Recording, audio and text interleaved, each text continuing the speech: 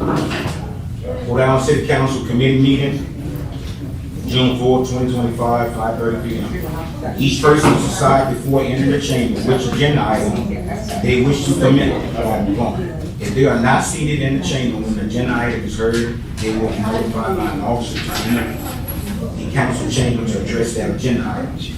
Public Safety Committee, call to order. Pledge of allegiance. Pledge of allegiance. To the flag of the United States of America and to the republic for which it stands, one nation, under God, indivisible, with liberty and justice for all. Item 2, establish quorum. Item 3, roll call.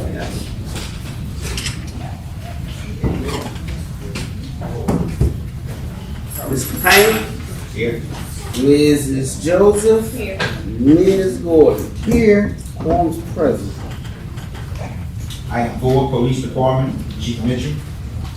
Good evening, council, everybody. Yeah, how y'all doing today? So for the month of May, we had 269 calls, which we had 24 alarm calls, 19. We assisted the fire department 19 times. We had 2 harassments, 13 suspicious persons, 1 robbery, 1 civil matter, 1 drug-related call, 5 traffic stops, 1 lost and found, 1 animal call. We assisted, and 1 assisted person call. We had a total arrest of 33, with 7 disturbing peace by physical encounter, 1 resisting an officer, 1 flight from an officer, 1 aggravated battery, 2 aggravated battery, with 7 simple batteries, 2 domestic abuse battery, 1 aggravated assault with a firearm, 1 domestic abuse aggravated assault, 1 simple assault, 1 simple criminal damage to property, 1 unauthorized entry of an inhabited dwelling, 3 remaining after being forbidden, simple burglary 1, and 1 simple robbery, 6 thefts, illegal possession of stolen 1, improper supervision of a minor 2, 1 home invasion, 2 traffic-related incidents, 2 drug-related, and 3 fugitive warrants. We had 19 traffic crash, 1 private property, and 42 traffic tickets. Chief, the shot fired, did y'all arrest anyone or had a suspect in? I just, somebody called in, wanted to check the cars or the rundown. So we hadn't got the shots fired area yet, got yet, right? Yeah, not just yet. We still working on it. We slowly getting the process done on that. We almost to the finish line of that. That's what. Okay, thank you. The question. Thank you, Chief. Agenda 5, nuisance violation report, Mr. Gregory. Good evening, council, mayor, guests. For the total month of May, I had a total of 7 cases. I have 5 still open. Those are actually on the cut list as of right now. We're working on getting those yards cut. And like I say, I was telling a couple of y'all, like today, I actually got a couple of complaints about some more yards. So I have about 20 of them that I'm actually working on now.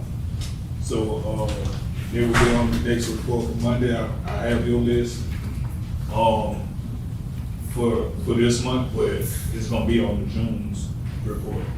But I have those lots that y'all talked about and everything. I will have those on the next list and try and get those good as soon as possible. Thank you, Mr. Gregory. And what about the Arden Street situation? What's that? The dumpster. Oh, the dumpster. I talked to the guy, and the guy, he actually told me that it was in between some kind of dispute right now. So he actually called the dumpster people to come and get it. They never came and got it. But it's the realtor guy. They say they sold the property to somebody that reneged on it. Okay. So they have to go back and find him to gain proper access back to the property to get the dumpster moved as soon as they get a chance to. Okay, thank you. Thank you. Back in March, we had about 8 condemnations. Yeah. We will win those. Those, they still haven't made a move on yet.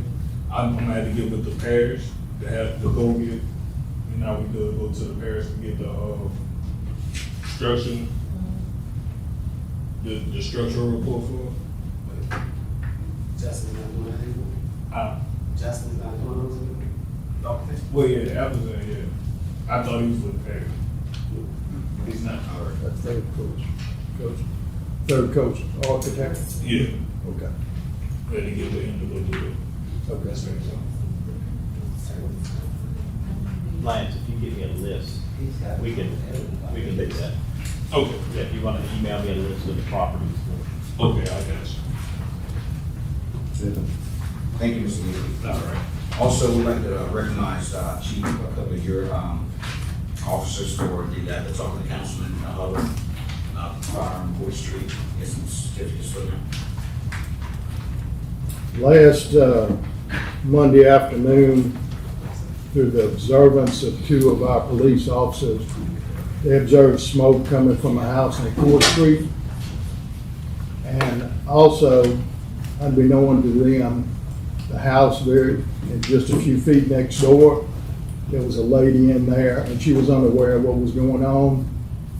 You possibly not only prevented the house from burning down, but you probably prevented a fatality through your observing of what you did. And we hear so much negativity now everywhere. This is a positive, and y'all brought it about. And I am extremely proud of what y'all did. And we do have some special recognition plaques from the mayor, the city council, and all the citizens of Port Allen. Chief. You want it? Good job.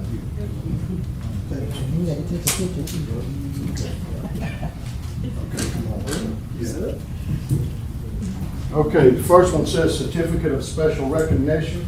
This certifies that Latrice M. Gordon is awarded this Certificate of Special Recognition for exceeding expectations in her duties given at Port Allen City Hall, June 4th, 2025. Mayor Terecita, Pattan. Thank you.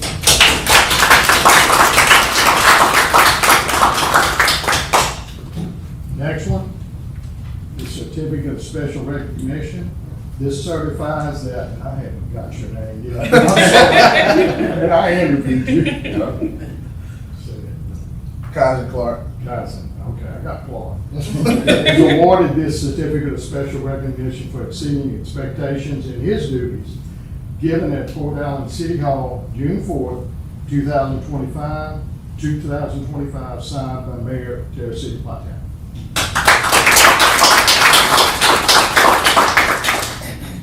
Next, these were two supporting officers. Kevin's not here. He didn't.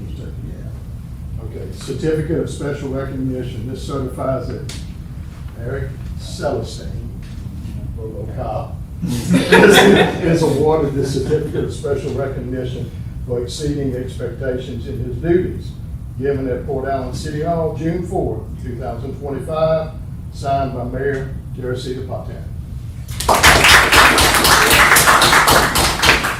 And this one goes to Kevin Bergeron, says the same thing, he couldn't make it tonight. And Chief, thank you for instilling community in these officers. It should. I didn't do anything with show up and saw that they already had it. All right. Thank you. Adjourn. Public Works Committee called to order. Establish quorum. Roll call, please. Mr. Gordon, Here. Mr. Payne, Yeah. Ms. King. Here. Mr. Holmes present. Item 4, adjourn. Call to order. Establish a quorum. Roll call. Mrs. Joseph, First. Ms. Gordon, Here. Mr. Hubble. Here. Holmes present. Item number 4, discuss the revision of the preliminary plat for Westside Crossing.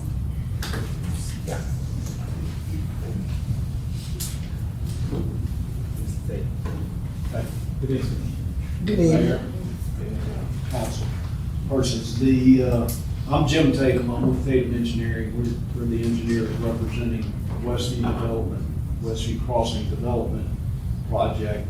We came before the Planning Commission recently, and unfortunately a quorum was not available at that particular meeting, so no vote was taken. But what we presented was an updated preliminary plat. And the changes that we've made on it are all very minor, but we wanted to make certain that the Planning Commission and the council were made aware of the changes. And so I can kind of run through those and outline them. I sent a list of those changes, and you may have them to Lance. And but briefly, I'll go over the kind of the high points of it. And basically, what it boils down to is that initially we had anticipated that the development would start at Court Street and work north and finalize up at what we call the North Line Ditch. Now this is about, from North Street to Rosedale Road, this is about halfway. We don't have a connection, we don't have any frontage on Rosedale Road, but we are providing a couple of stub out streets so that if at some point in the future a connection can be made, there's a way to tie this subdivision and the city of Port Allen together.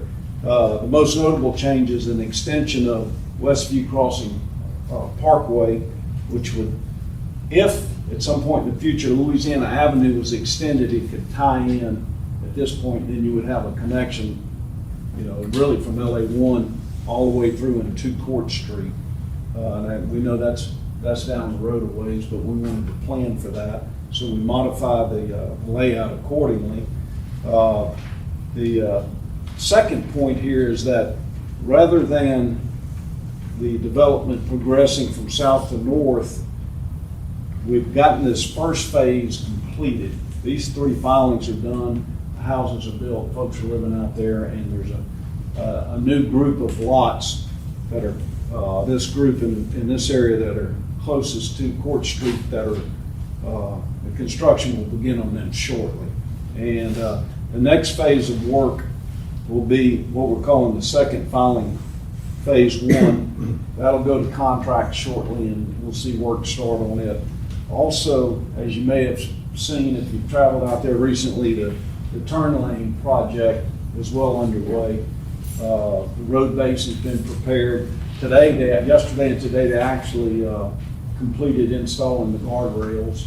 So good progress is being made on that. And we were able to coordinate with the DOTD on these road improvements. And so we'll have the same subcontractor, Barrier Construction, will do the asphalt overlay on Court Street all the way from 415 to Highway 1, and at the same time include our project. So it'll delay us a little bit, but it'll end up being a better job because you'll have one contractor and you'll have one overlay project instead of breaking it up into 2 separate contracts, 2 separate contractors. And so that's going to, fortunately, timing on that worked out. And then we're going to emphasize developing the subdivision on the eastern side of the Exxon pipeline right-of-way that runs through the site. You can see from the southwest up to the northeast, there's a 30-foot pipeline corridor. It's got 5 Exxon pipelines in it. And we had not, or I should say, I did not properly anticipate the challenges associated with working through the pipelines. And so rather than fighting Exxon and trying to get on the west side of the pipeline right away, we're going to continue our development on the east side and work to the west side in the future. There was a minor change in the configuration of this pond to help with some street alignments. There was a transmission pole that was in the energy line running through there that we had to reconfigure streets to get around a power pole in the transmission line. Let's see. One other thing that's going on right now, currently the sewer treatment plant, which is privately owned and constructed and paid for by Westview, is in its second phase of development. Its first expansion phase, but its second phase of development. And that will create enough capacity to build out this second and third filings. And that's currently underway. We anticipate that being completed by the end of July. To date, there are about 120 houses built out there, and things are moving forward. We've got 63 more lots that came online with the third phase. We're going to continue.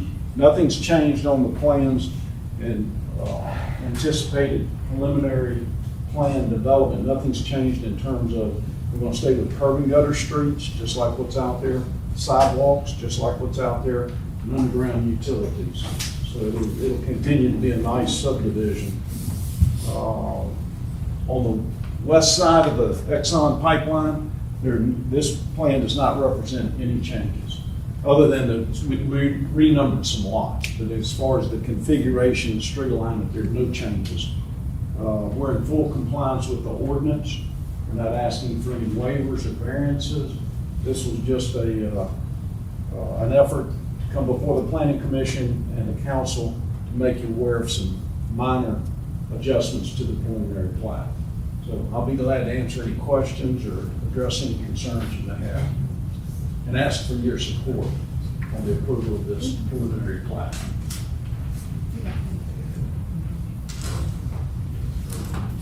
What was the original plan? What was the original plan? The original plat was, you can't see much difference. I mean, it's very, very close, and in fact, we came before the Planning Commission in July of last year with some minor changes, and that was approved by the Planning Commission. So as we progress through this project, and let me add this, this isn't the last time you're going to see me up here talking about changes to the preliminary plat. I mean, it's no different than building a house or building this building. How many, you get well into it and you realize, well, that wall outlet should have been over there, so you got to move it. And that's the sort of thing that we're doing is making minor adjustments like that. But this is the current latest approved preliminary plat, and the changes. Excuse me, sitting back there looking at changes, you can't even see the changes, and they're that minor. So again, if you had any specific questions or concerns of it, I would like to address them.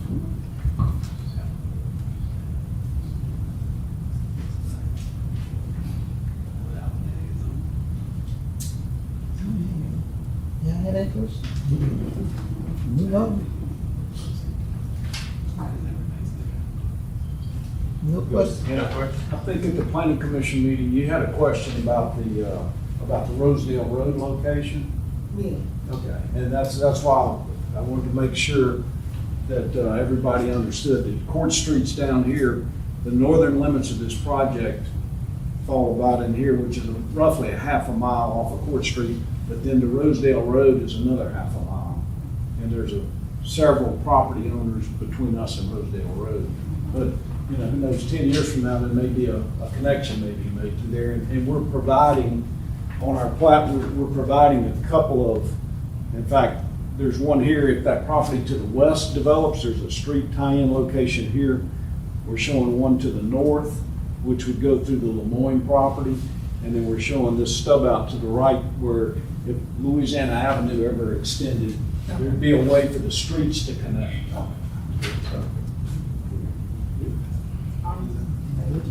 Thank you, Mrs. Davis. You're welcome.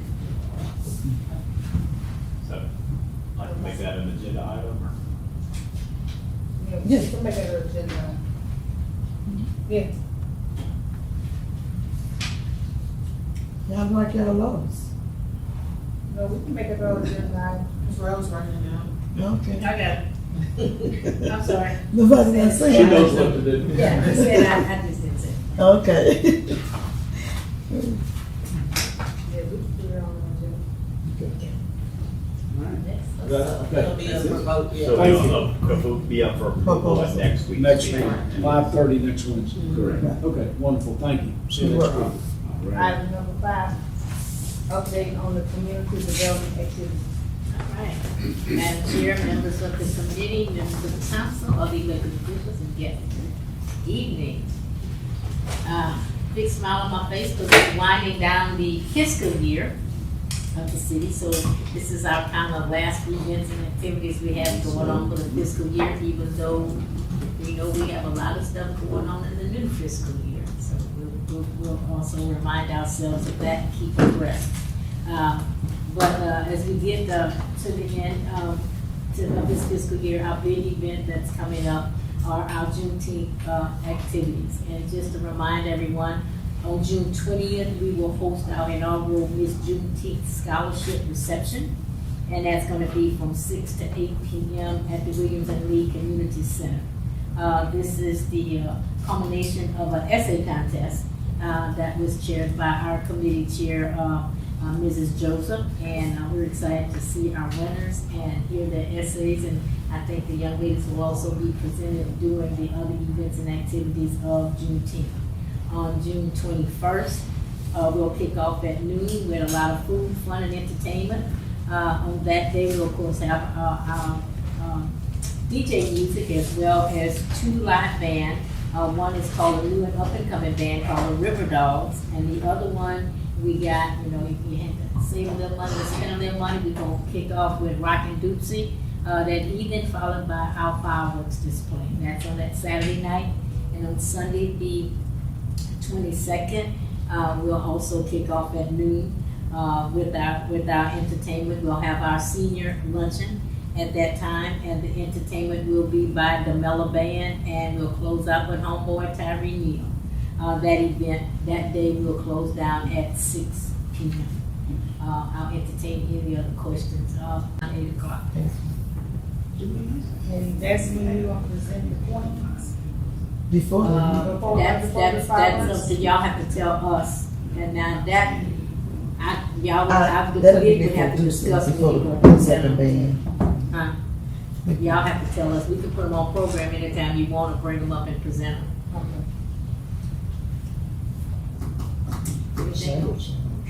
All right. Adjourn. Call the personnel committee to order, could establish a quorum, could we have a roll call, please? Mr. Hubble? Here? Ms. Gordon? Here. Mr. Payne? Yeah. One further.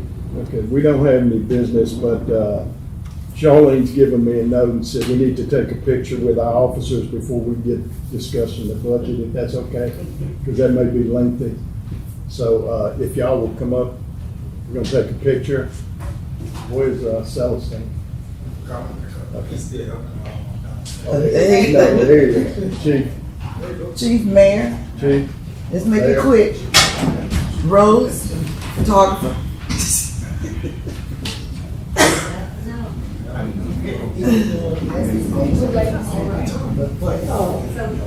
Yes, ma'am.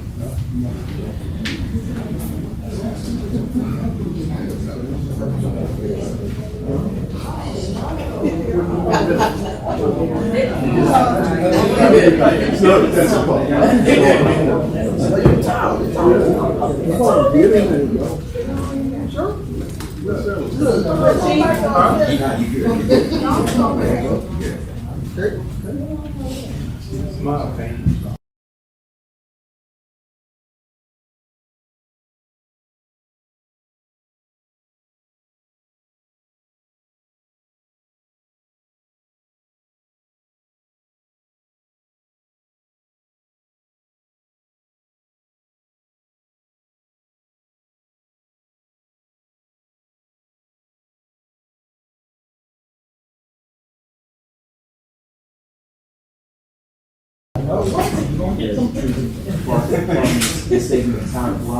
Thank you. Now, my husband, you better run, breaking up the Good job. Good job. Okay. Number 4, adjourn.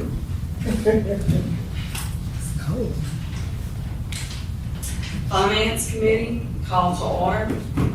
Establish quorum. Roll call. Ms. King, Here. Mr. Hubble, Here. Ms. Jones, Here. Point President. Discuss 2025-2026 proposed budgets for all city funds. Adrian Payne. I have nothing to discuss tonight. Tommy Lejeune asked me earlier in the week, I have any questions, had any questions to give them to me, and I said no. But this gives another chance for anybody in the audience who wants to comment, for our finance committee, for the three of y'all, if y'all want to discuss this. Technically, y'all can't discuss, since there's three of y'all would have a quorum outside of this, so this gives you an open forum, chance to discuss if you want. I will say that we received, within the last week or so, Louisiana Risk Management, the one that carries our liability insurance coverage policies, that from July 1st through June 30th, they indicated in that policy with our renewal that for any of our vehicle liabilities, it will incur a $10,000 deductible. The number of claims that they've gotten across municipalities that for the vehicle liability for the deductibles is now a $10,000.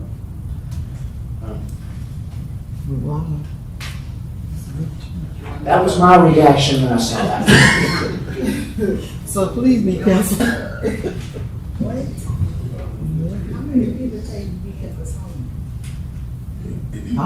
Y'all know that, the police officers have all the units, and I think, I don't know about the other departments. 3 supervisors in DPW. Mr. Lewis, Mr. Bradford, and Mr. Tuya. Again, this is not a $10,000 deductible just for the city of Port Allen. It was all of the RMI. So the number of claims, so it's not necessarily that Port Allen had an excessive number of claims, it's throughout their entire pool, there was an excessive number of claims, and that's how insurance works. Unfortunately. So anybody have any questions, any comments, anything that y'all want us to look into that we can have when y'all vote on the budget for next week?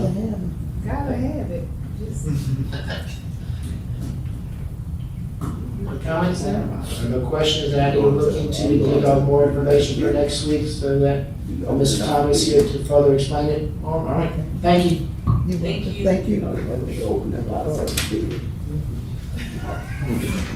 Number 5, discuss costs associated with sewer tie-in at 1131 Avenue C for Harry Brown. Good evening, council. Yes. So this was brought to us, several sewer issues around the city. Being that I come to the meetings, before mayor, I remembered, kind of conversations that were had, when I was the payroll clerk. I had to attend the meetings also. So it was brought to my attention by one of our former councilmen to look into the minutes to see about this. So 1151 Avenue C, which is the home that Mr. Harry Brown and his wife owns on Avenue C, it was connected to his neighbor's home, which is Mr. Dogan. I've heard they've had some issues in the past and were connected, found out that they were connected once they did renovations and those types of things. So I did make copies of the minutes that I found. I just made it of the last meeting. It was 3 sets total of minutes that I found. We had another issue that happened in 2020 that were kind of similar. So we pulled those minutes, and my motto, if we did it before, then we should look into it for the next customer that has the same issue. So 729 Avenue B and 309 Whitehead.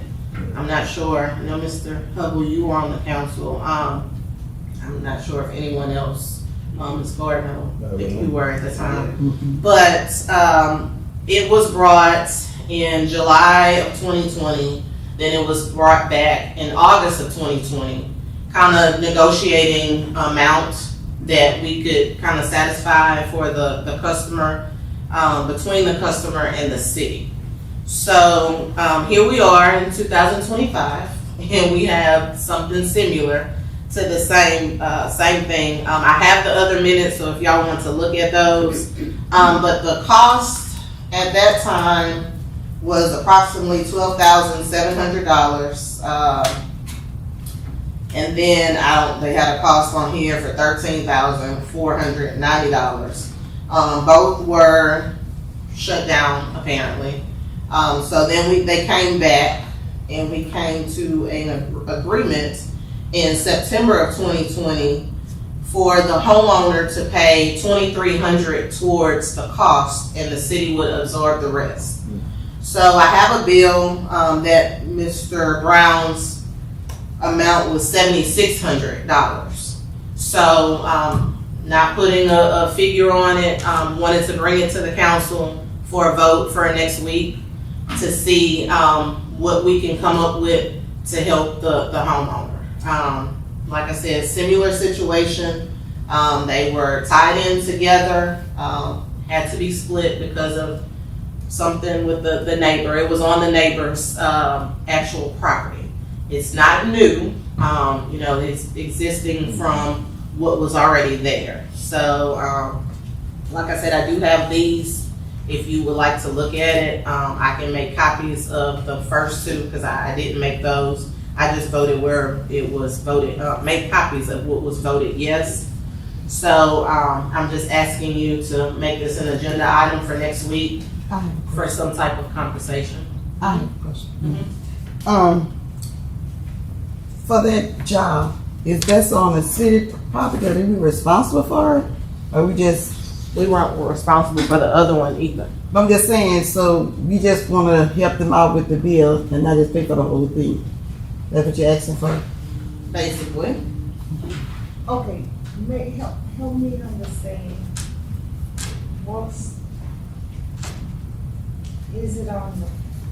Help me understand. The neighbor basically cut him off, from my understanding, because it was tied in together. For how many years? How long that house been there? How long it been connected since the house been there? But the connection was done way after that because the man added on to his house. Oh, okay. When he connected. Oh, okay. So he stopped the flow of their home with his. Okay.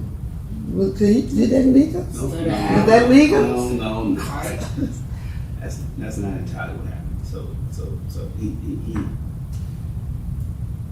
the line runs north and south between the two houses, but it's on his property line. Okay. Harry's line came out perpendicular and fed into that line. When Harry was trying to make repairs, he was barred from entering the neighbor's property. So it was a technical cutoff, but not actual cutoff, okay? Because he was doing renovations, he needed to upgrade his piping, but he wasn't allowed to connect back to the line because the line is actually on the other piece of property. That's the facts. So he had to bring another line up along his property line all the way to the main in the street. So basically, again, you asking us what percentage that we want to pay him for his expense, correct? Basically, Okay. I'm asking, yes, for something that has been done in the past. And Mr. Brown, what percentage are you looking for? I can tell you before, because I've looked into it, it was around 64% for the other person, which it was higher, so I'm not asking for that. I'm just bringing it to the council because it was brought to me, so it's up to you to decide how much, if you want to. Sound like this gonna be a issue. This sound like this piping issue is all around the city, right? Basically, right? We have other sewer issues, but most of them are new tie-ins. So they are different from this situation. I looked So into we don't that have a first. problem going from this on. No. Because the way that they laid the pipe years ago, it wasn't on the citizens, it's actually been on the homeowners. I can tell you of one other, Yes. but I wouldn't dare bring that here because I'll be in the newspaper. But it's my house. I ain't actually gonna put it on the homeowners either. Sounds like it's been years ago when they started building homes. Well, look, a lot of the homes in this city were built by the same builders as part of larger projects. And that was a common thing back then. Okay. A lot of the city did. To cut City costs. did. No. The city's responsible for the main lines. Most of our city mains run in the middle of the street. And they, Homeowners are responsible for tie-ins. Now that's the black letter law. However, homes change hands. Things change over time. No one, it's not, everybody doesn't know. We have the majority of the tie-ins in this city. We don't know where they are because they don't have cleanouts. Okay, that's the problem. so what we began probably 5-6 years ago is when we have an issue on a property and we locate it, we mark it with GPS so we can find it going forward. But this is just one of those situations where I'm sure he had no idea his line came out the side of his house and went across the property line.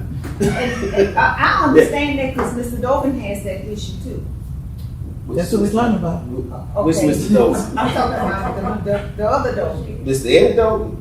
No, Oh. Robert. Robert? Well, like, and that was the next point. It's Yeah, I understand that. there are a lot of lines like that. There's a lot of lines like that. You won't know until the problem occurs, until Yeah. somebody does some renovations, and I got then it. Pandora's box becomes, reality. Okay, so. So y'all wanna make this an agenda item? Yes. Yes.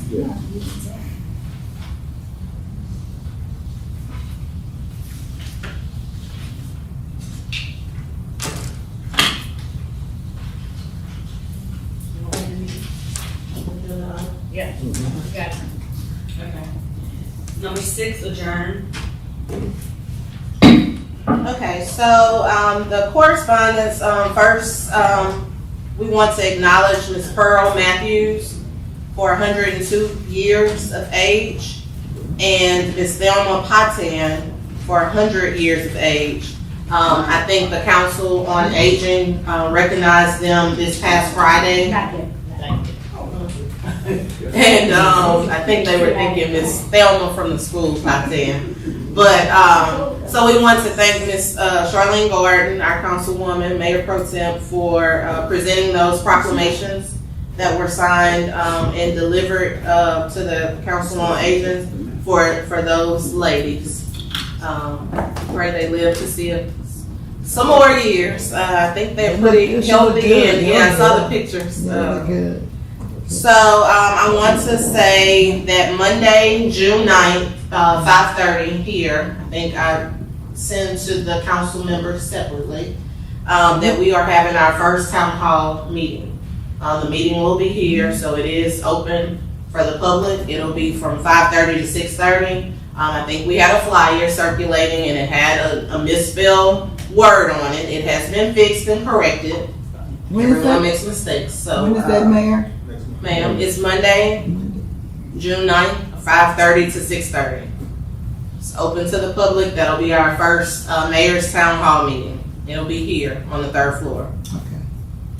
Okay, due to the Juneteenth holiday falling on Thursday, June 19th, City Hall will close at noon that day and remain closed that Friday.